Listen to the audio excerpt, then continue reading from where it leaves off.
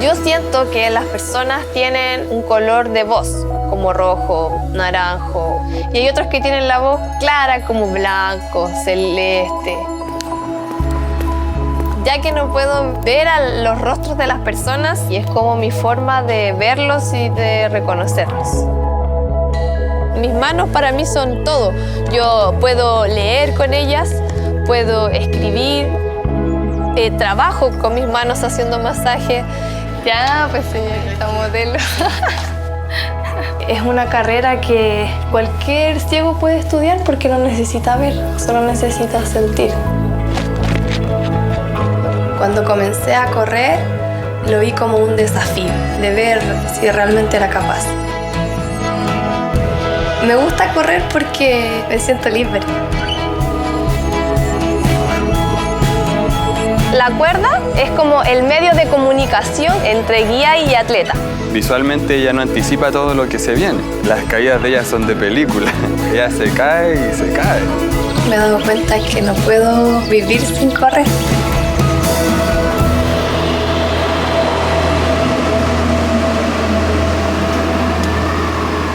He pasado por procesos en la vida en que me ha costado mucho asumir que no veo. Por ejemplo, la adolescencia es un periodo en el que es difícil. Y sentía que sí tenía límites en todas las cosas. Muchas veces tenía pena, a veces tuve rabia. Es decir, ¿por qué yo y el resto no?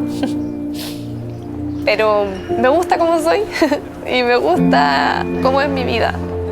Me he dado cuenta con lo que he logrado que ya no digo porque yo ahora digo gracias.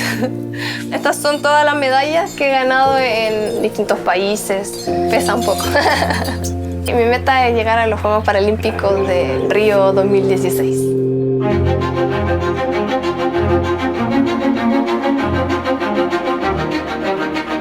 Siento que no tengo limitaciones para hacer lo que yo quiero en la vida. Siento muchas veces que veo más que el resto de las personas que sí ven físicamente. Muchas personas dicen yo no creo en Dios porque no lo veo, pero creo que la fe es algo que nadie puede palpar ni ver, se siente.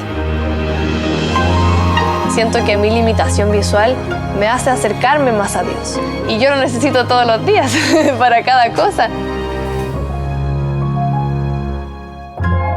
Mi nombre es Margarita Faúndez, soy atleta, soy luchadora y soy mormona.